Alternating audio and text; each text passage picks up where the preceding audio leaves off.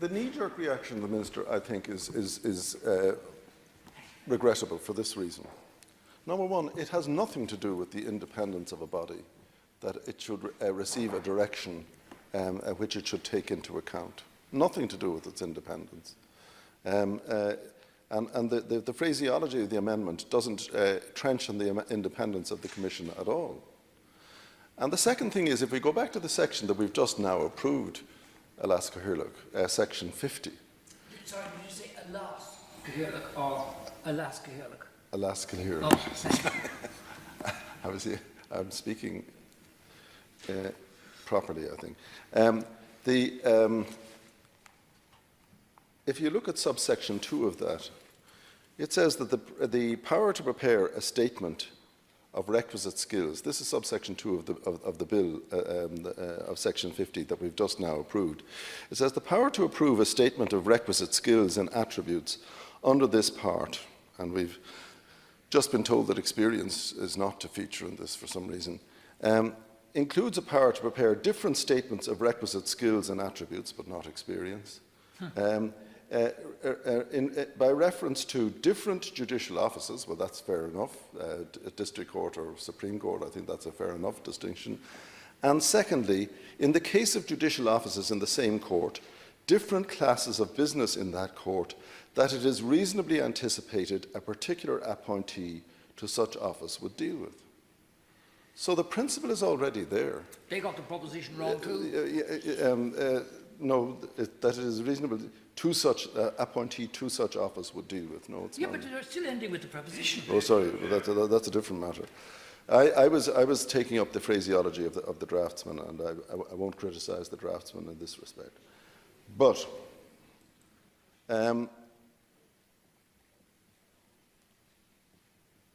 it's already part of the minister's scheme that it is that a particular appointee will be appointed or recommended for appointment on the basis that he or she may be carrying out a different class of business in the court to which he or she is appointed.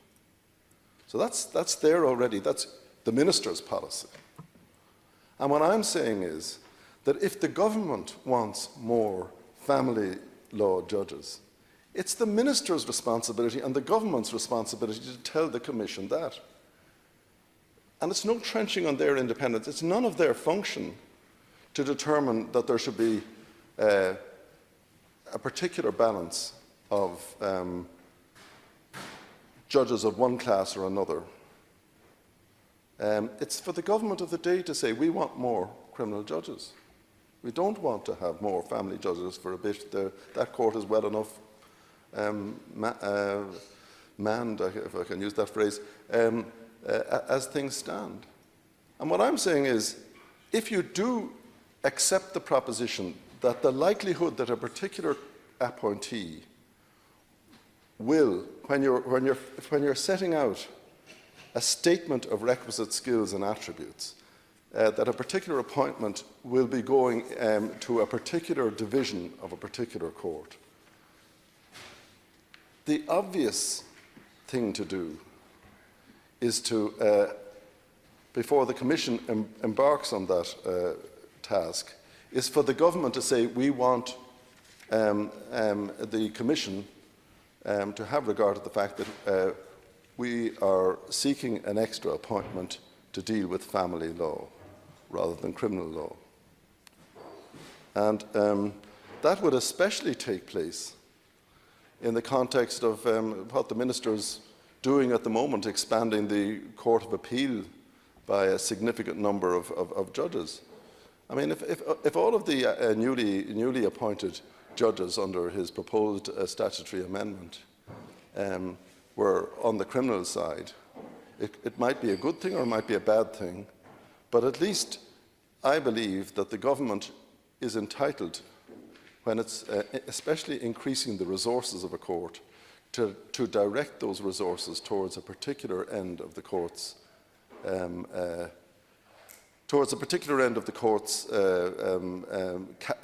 variety of categories of business. So I have to say, you know, I do feel it's regrettable that it should be stated that this somehow trenches on the independence of the Commission. The Commission itself, under Section 50, subsection 2, has to consider a situation in which it is reasonably anticipated that a particular appointee would be dealing with a particular class of business. And the point that I'm making is that if the Oireachtas decides to appoint 2 extra judges or 5 extra judges to the district court to strengthen its family law, if that's the purpose of expanding the number of judges in the district court under a piece of legislation, the government should be entitled to send a totally transparent direction to the Commission, saying we are appointing these 5 extra judges and we're making provision for them in statute on the basis that we want to expand the family law capacity of the district court. And if that is the intention of the government, surely it is no imposition on their independence to say that they should have regard to a direction along those lines given by the minister. It's not telling them who they have to appoint. It's merely to say we are interested in family law appointees, and that when you go about your business, you should have regard to the fact that that's why we're creating these extra positions. Could anything be more innocent than that? Or could anything be more reasonable than that? And could anything be less likely to cause trouble? I mean, I'll give you another example, Minister. Supposing it was felt by the government, and this isn't a matter for the judiciary, supposing it was felt by the government that we needed an extra expert in intellectual copyright or trademarks or whatever law, intellectual property. Why should not the government be in a position to give a direction to the Commission? Would you mind advertising the position on the basis that we want somebody appointed who is capable of dealing with this area of business in particular? And so when you're interviewing them, there's no point in talking to them about,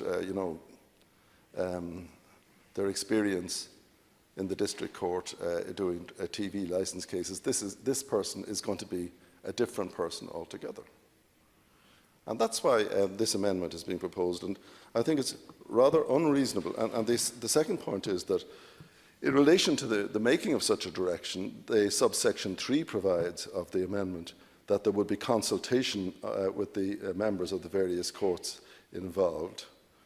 And subsection 4 says that on occasions, for instance, the government might say, we want 1 trademark or intellectual property judge, but you have more than 1 slot to fill, so we're only asking for 1. So would you make that clear in your advertisement? So that the intellectual property lawyers would say, well, there is 1 spot there going to go to an intellectual property lawyer, and I might as well apply for it. Otherwise, we play this ridiculous blind man's buff arrangement that people are putting in applications not knowing what's going on in the back of the minds of the people making the appointment. And since the principle is already established in Section 50, subsection 2, that there will be people appointed who in all likelihood will be sent to do particular aspects of the law in a court, I can't see any argument against this amendment. And certainly the one offered by the Minister, that it's just that it would trench on the independence of the Commission, is just simply, I say, hardly stateable. I mean, what would be wrong by saying we are creating 2 extra vacancies and we want one of them to be an intellectual property lawyer who can deal with patent and trademark and copyright cases? And if there's nothing wrong with that, why not say so in the advertisement which the Commission puts out? We have been informed by the government, and we've received a direction from the Commission, from the Minister, that it is their intention to appoint an intellectual property lawyer.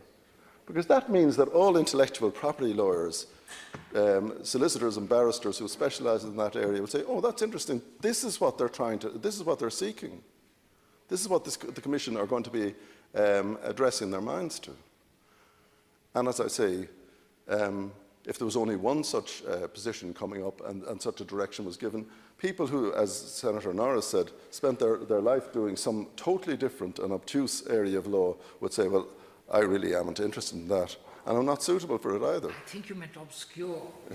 Yes, probably.